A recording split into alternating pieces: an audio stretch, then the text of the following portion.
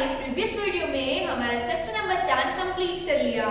Okay students, so let's move to the chapter number 11, our new chapter. Chapter name is बुलबुल के बच्चे। Chapter number 11 का नाम क्या है? बुलबुल के बच्चे। सो स्टूडेंट्स, इस चैप्टर के नाम से ही हमें पता चलता है कि इसके अंदर किसके बारे में इंफॉर्मेशन होगी? यस, बुलबुल के बारे में। Okay students, so I gave you information about bulbul. Okay, so let's start. Look at this picture. Which picture is this? Yes, ये बुलबुल का चित्र है। So बुलबुल एक चिड़िया है। बुलबुल भी एक चिड़िया है। अब हम बताएंगे कि वो कैसी दिखने में है। Yes students, बुलबुल का सिर काले रंग का होता है। बुलबुल का सिर कैसा होता है? काले रंग का, यानी ब्लैक कलर का होता है। फिर उसका रंग भूरा होता है। बुलबुल का रंग कैसा होता है? भूरा होता है। उसकी जो पूंछ होती है वो लाल रंग की होती है। बुलबुल की जो स्टूडेंट्स, बुलबुल की पूंछ लाल रंग की होती है और उसकी जो पूंछ का सिरा होता है वो सफेद रंग का होता है। Look at the students, this picture you can see this. बुलबुल का पूरा हमने अच्छे से एक्सप्लेन किया। I'm repeating again, बुलबुल का सिर काले रंग का होता है। उसका जो शरीर है वो भूरे रंग का होता है। उसकी पूंछ लाल रंग की होती है और उसकी पूंछ का जो सिरा होता है यानी कि एंड, सबसे नीचे वाला भाग, वो सफेद रंग का होता है। ओके स्टूडेंट्स, सो बुलबुल क्या खाती है? बुलबुल हमारी ही तरह फल और सब्जी खाती है। बुलबुल की आवाज कैसी होती है? बुलबुल की आवाज तीखी यानी कि तेज और मीठी होती है। या स्टूडेंट्स, आपने कभी भी कहीं बुलबुल को बोलते हुए सुना होगा। बुलबुल की आवाज हमें बहुत तेज और मीठी लगती है।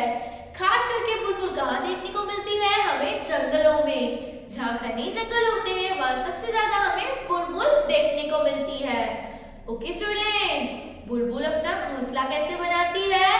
बुलबुल अपना घोंसला सूखी घास से बनाती है। सूखी घास, कुछ पत्ते और डंखलियों से बनाती है। जो पेड़ की छोटी छोटी डालियों की डंखलियां होती है उससे बनाती है। अब उसके घोंसले का आकार कैसा होता है? जो बुलबुल का घोंसला होता है ना, उसका आकार कटोरे जैसा होता है, यानी कि सर्कल। पूरा का पूरा उसका घोंसला गोल होता है। उसके घोंसले में वो उसके बच्चे रखती है। सो स्टूडेंट्स, यहाँ पे हमने बुलबुल के बारे में इंफॉर्मेशन कंप्लीट कर ली। Okay students, now move to the our chapter number 11, बुलबुल के बच्चे। So students, let's start. I'm reading. Pay attention over here on the page number 72. Rucha और मधुर के घर के पीछे एक बगीचा था। रुचा और मधुर के घर के पीछे एक बगीचा था। यहाँ हमारा सबसे पहला शब्दार्थ है बगीचा।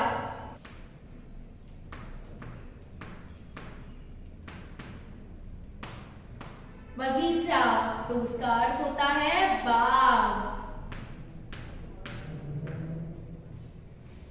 ओके स्टूडेंट्स, बगीचा तो बाग। उस बगीचे में आम, आड़ू, नीम और अमरूद के कुछ वृक्ष थे। ये स्टूडेंट, जिस बगीचे में की बात हो रही है यहाँ पे, उस बगीचे में आम, आड़ू, नीम और अमरूद के कुछ वृक्ष थे। आम यानी कि मैंगो ट्री, आड़ू, नीम और अमरूद के कुछ वृक्ष थे। यहाँ पे हमारा दूसरा शब्दार्थ है वृक्ष। वृक्ष तो पेड़, वृक्ष यानी कि पेड़। तरह तरह के पक्षी उन पेड़ों पर आकर बैठते थे। तरह तरह के पक्षी उन पेड़ों पर आकर बैठते थे। यहाँ हमारा तीसरा शब्दार्थ है पक्षी।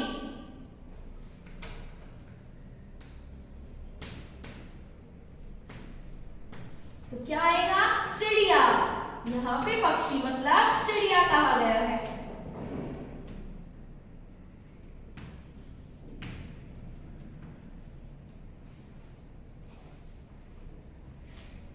Okay students, let's move to the next. तरह तरह के पक्षी यानी कि चिड़िया उन पेड़ों पर आकर बैठते थे। एक दिन रुचा ने बगीचे की झाड़ी में घोंसला देखा। एक दिन रुचा ने बगीचे की झाड़ी में घोंसला देखा। उसमें 4 छोटे छोटे अंडे थे। उसमें क्या थे? 4 छोटे छोटे अंडे थे। वह दौड़कर मधुर को बुला लाई। वह यानी कि कौन? रुचा। रुचा दौड़कर मधुर को बुला लाई। दोनों बच्चे दूर से उन अंडों को देखते रहे। जो दोनों बच्चे हैं वो उन अंडों को दूर से देखते रहे। कुछ दिनों बाद अंडों में से 4 नन्हे नन्हे बच्चे निकले। कुछ दिनों बाद क्या हुआ? वो अंडे फूट गया और उसमें से 4 छोटे छोटे बच्चे निकले। रुचा और मधुर ने पास जाकर देखा। रुचा और मधुर ने उनके पास जाके देखा। वे बुलबुल के बच्चे थे। वे क्या थे? बुलबुल के बच्चे थे। न तो उनके पंख थे और न ही वे बोल सकते थे। क्या था? न तो उनके पंख थे और न ही वे बोल सकते थे। यहाँ पर नेक्स्ट शब्दार्थ है पंख।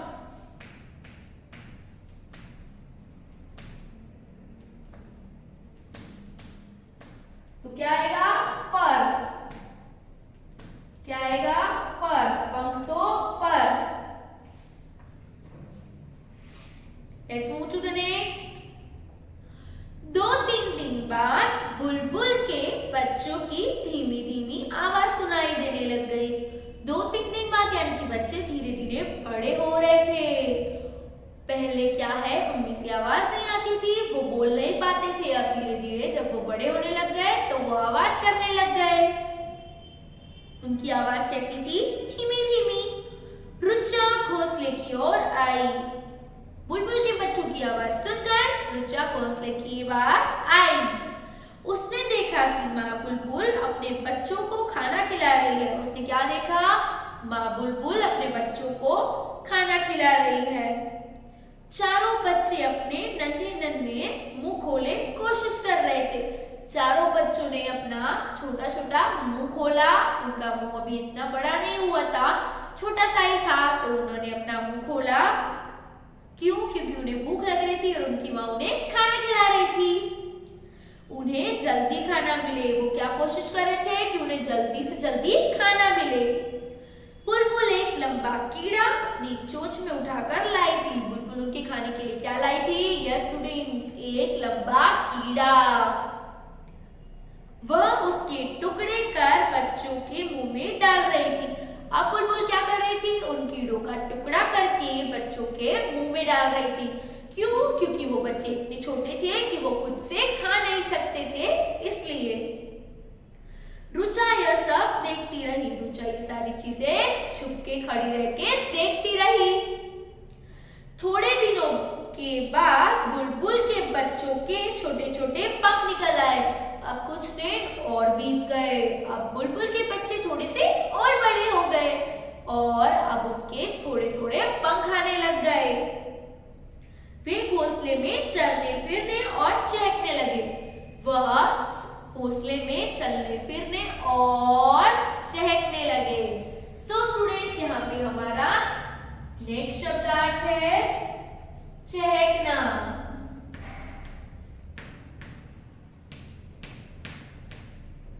सो स्टूडेंट्स, चहकने का मतलब होता है मीठी आवाज में बोलना।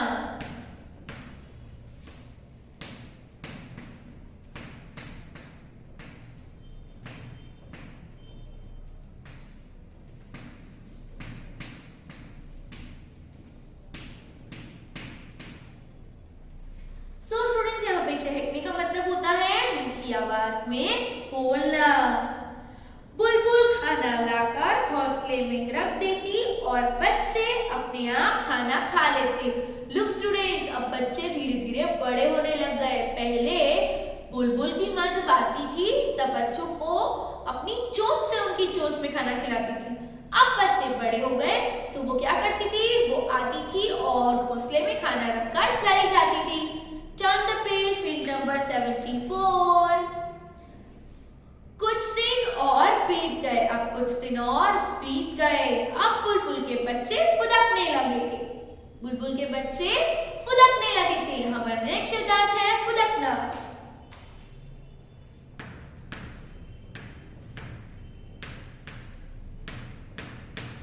सो उसका अर्थ क्या होता है, उछलना।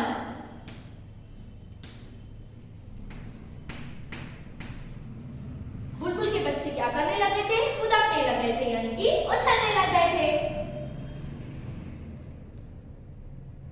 घोंसले से बाहर झाड़ी पर आने लगे थे। अब वो बड़े होने लग गए थे, तो वो अपने घोंसले से बाहर झाड़ी की तरफ आने लग गए थे। उनकी आवाज बड़ी मीठी थी। अब उनकी आवाज कैसी थी, बड़ी मीठी थी। रुचा और मधुर उन्हें देखकर बहुत खुश होते। अब रुचा और मधुर उन्हें देखकर क्या, बहुत खुश होते थे। फिर एक दिन आया जब बुलबुल के बच्चे उड़ गए। फिर एक दिन आया जब बुलबुल के बच्चे क्या हो गए, उड़ गए। क्यों स्टूडेंट्स, अब वो बड़े हो गए थे। घोंसला खाली देखकर रुचा और मधुर बहुत उदास हुए। घोंसला खाली देखकर रुचा और मधुर बहुत उदास हुए। यहाँ हमारा आखिरी शब्दार्थ है उदास, यानी कि दुखी।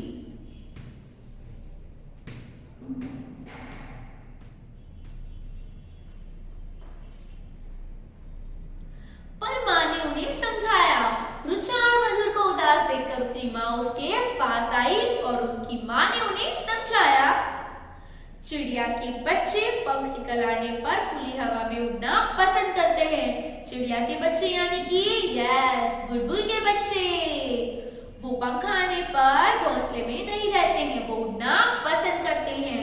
कुछ दिन ऐसे बीत गए, जब पक्षी उड़ना सीख गए तब उड़ते लगते कैसे प्यारे, माँ के पीछे पंख पैसारे। यहाँ पे एंड में एक छोटी सी कविता दी गई है, आप भी बोले मेरे पीछे। कुछ दिन ऐसे बीत गए, जब पक्षी उड़ना सीख गए तब उड़ते लगते कैसे प्यारे, माँ के पीछे पंख पैसारे।